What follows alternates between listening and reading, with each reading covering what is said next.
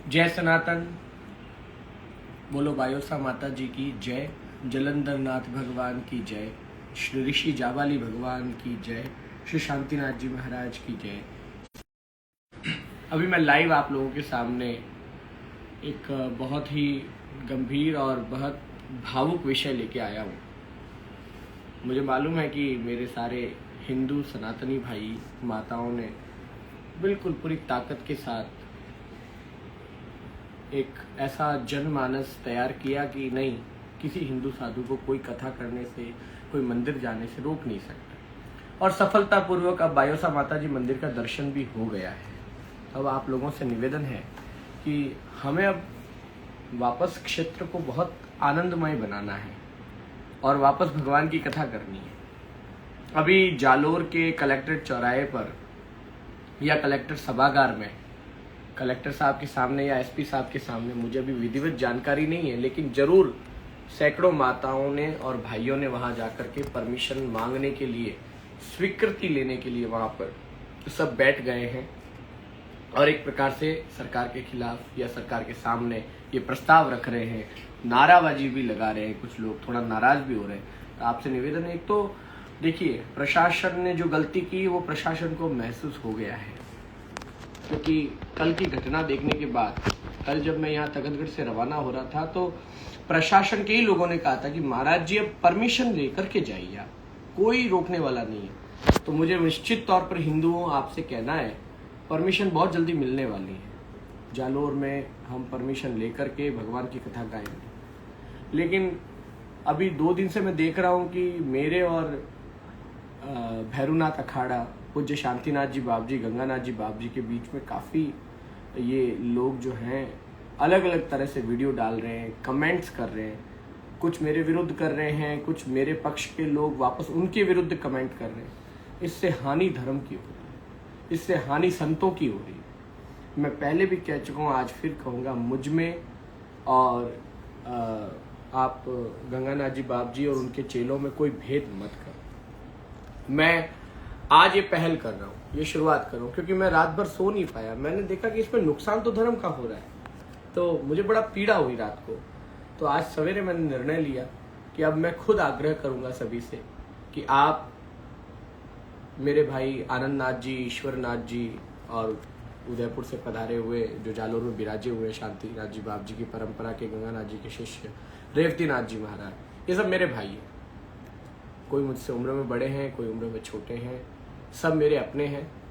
भैरूनाथ अखाड़ा में सबसे पहले मैं गया था परमिशन लेने के लिए कि बाप जी मुझे चातुर्मास की परमिशन दो। गंगानाथ जी बाप जी ने कहा दिल से करो बाप जी, खूब आप कथा करो, आनंद करो, मैं खुद आपके साथ। तो मैं चाहता हूँ कि ये जो समाज के अंदर एक धड़ा पैदा हुआ है जो कह रहा है कि अभयदास जी महाराज कथावाचक है, संत नहीं है।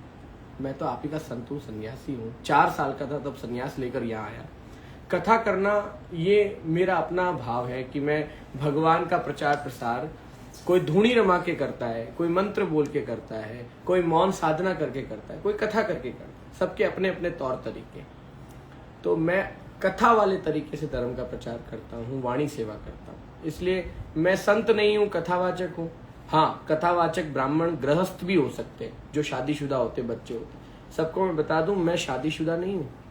मेरे कोई पत्नी, बच्चे, बाल, मेरे जो शिष्य हैं, चेले हैं, मेरे जो ये पुत्र समान चेले हैं, ये सब भी किसी और की संतानें हैं, लेकिन इन्होंने मंत्र दीक्षा लेकर के मेरा शिष्यत्व ग्रहण किया, इसलिए अब ये मेरे बेटे हैं।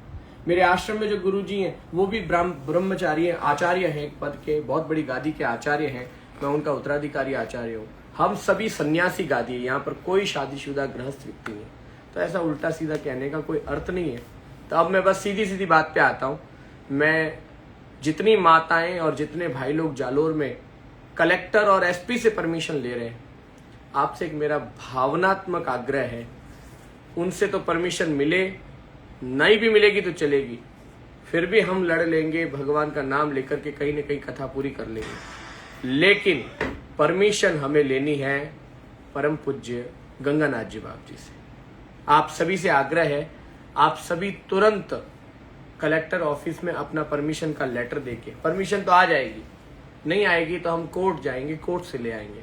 पर आप लोगों से आग्रह है कि आप सभी लोग गंगानाथ जी बाप जी के वहां पर जाएं और सिरे मंदिर जाकर के वहां से परमिशन ले लें और वहां जाकर के सबको निवेदन करें, बाप जी को निवेदन करें कि अभयदास जी ने खुद ने आग्रह किया है बाप जी के चरणों में, क्योंकि अब बड़े बूढ़े बुजुर्ग संतों और हमारी ये परंपराओं, शांतिनाथ जी बाप जी तो साक्षात महादेव है। ये बात मैं कथा में बोल चुका हूँ, 10 बार बोल चुका हूँ। एक बार जो मेरे बारे में उल्टा सीधा बोल रहे, एक बार 7 दिन की कथा तो सुन लो। भागवत कथा में 50 बार बोला है कि शांतिनाथ जी बाप जी साक्षात महादेव है, और ये मेरी श्रद्धा से बोल रहा हूँ। कोई जबरदस्ती, तब तक तो ये विवाद भी नहीं था, कथा में कोई जबरदस्ती मुझसे बुलवा सकता है? व्यासपीठ पे जो भी बोला जाता है साक्षात ईश्वर बुलवाता है। तो मेरे मुख से अगर ईश्वर ने वाणी निकलवाई कि शांतिनाथ जी बाप जी महादेव का अवतार है, तो ये बात अब लिखने की जरूरत नहीं है आप लोगों को कि तुझे क्या पता है शांतिनाथ जी महादेव का अवतार। अरे भाई, आप लोगों ने तो ठीक है, आप जालोर में रहे हो, मैं शांतिनाथ जी बाप जी को 25 वर्षों से मैं भी जानता हूँ, मैं भी उनका नाम सुना हूँ, दर्शन किया हूँ एक बार उनका, बहुत छोटा था बाल्यकाल में। ये माथे पे जो मैं त्रिपुंड लगाता हूँ, सबसे पहले उनके माथे पर त्रिपुंड और चंदन जीवन में मैंने देखा था जब मैं 25 साल पहले छोटा था। तखतगढ़ पहली बार आया था 4 साल की आयु में संन्यास लेकर के अपने गुरु के पास। इस आजीवन ब्रह्मचारी गादी पर जब मैं आया, तब मैंने पहली बार हमारी ही गली में शांतिनाथ जी बाप जी को किसी भक्त के घर आते हुए बैठे हुए देखा, उनके माथे पे त्रिपुंड देखा। तब से वो छवि मेरी आंखों में। आज ये मैं वैष्णव होते हुए भी ये त्रिपुंड लगाता हूँ शैव परंपरा का, तो उसमें कहीं न कहीं नाथों की, पुरी की, गिरी, भारतीय, हमारे सन्यासियों की परंपरा का मुझ पर प्रभाव है।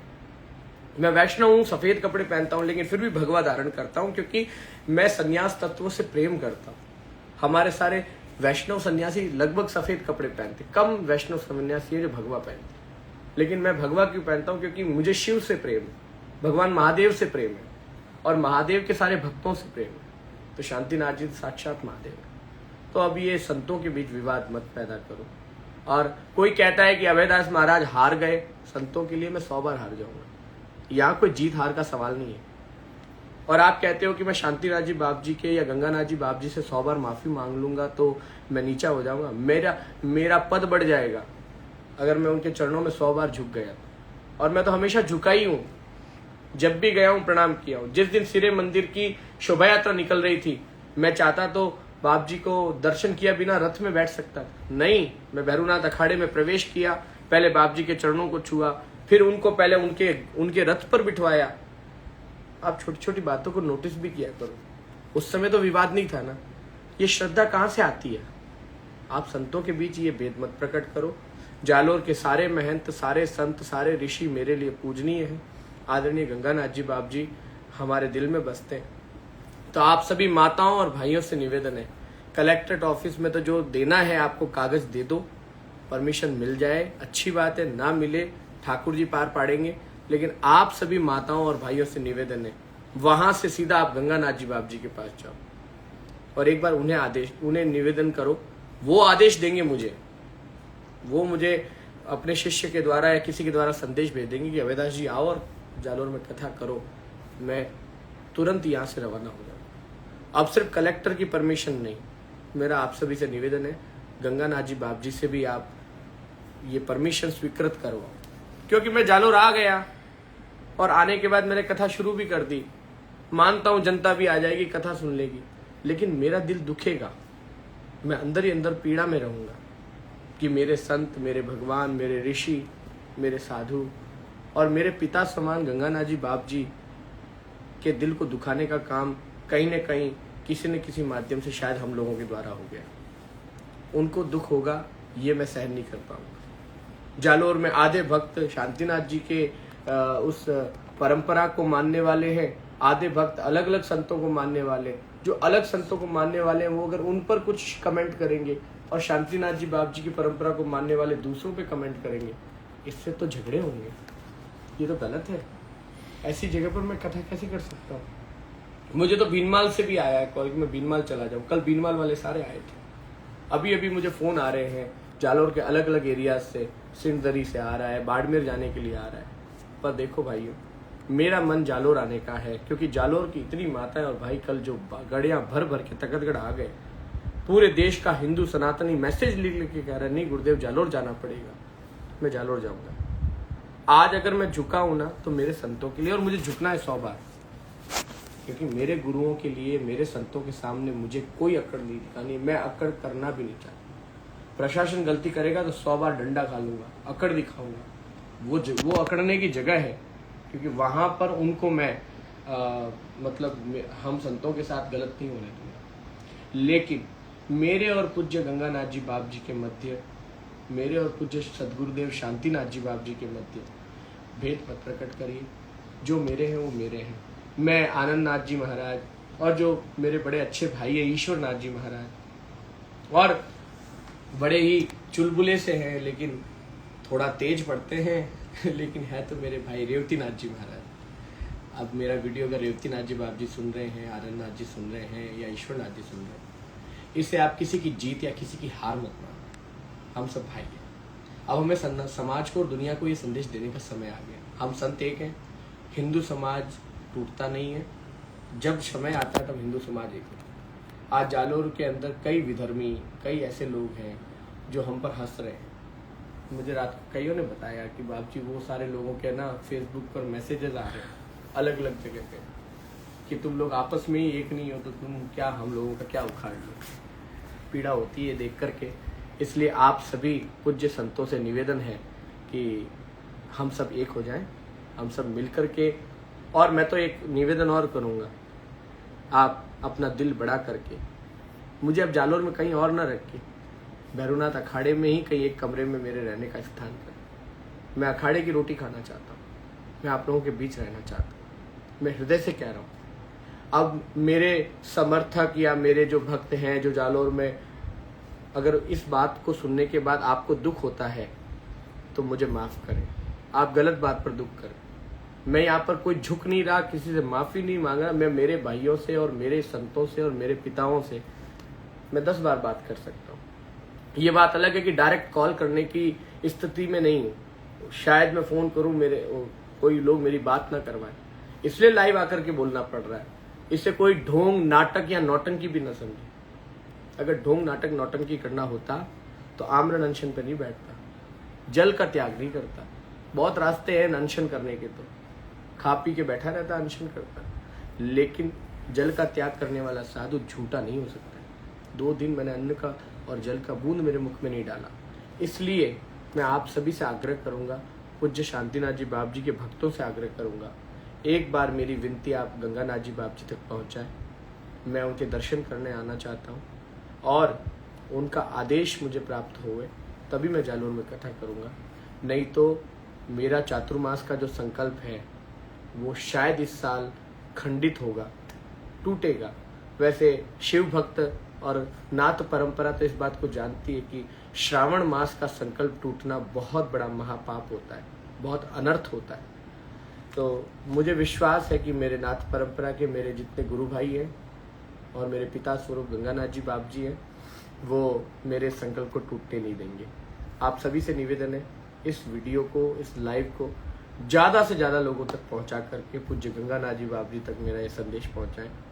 और जालोर के सारे जितने भी भक्त समाज के लोग हैं, आप सभी से निवेदन है, आप सभी पूज्य गंगानाथ जी बाप जी के पास जाके एक छोटा सा निवेदन करें कि बाप जी अब आप आदेश करेंगे तभी अवैधाश जी जालोर आएंगे, नहीं तो जालोर नहीं आएंगे।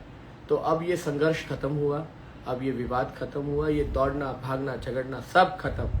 जिस दिन बाप जी गंगानाथ जी आदेश कर देंगे वहां से, मैं यहाँ से गाड़ी में बैठ के आऊँगा और ढोल नगाड़े के साथ हम सिरे मंदिर दर्शन करने जाएंगे। पूरे जालोर के सारे भक्त समाज हम सिरे मंदिर दर्शन करें। और मैं तो कोशिश करूँगा कि बाप जी मेरा ये निवेदन स्वीकार करें और मेरे रहने के लिए अब कई तीसरे चौथे भक्त के यहाँ नहीं, मैं भैरवनाथ अखाड़े में रहूँ। खूब आनंद होवे, खूब दर्शन होवे, खूब ठाकुर जी की कृपा बने, खुद जलंधर नाथ भगवान का भजन गाएं और खूब महादेव की अलग जगाएं। बोलो शंकर भगवान की जय।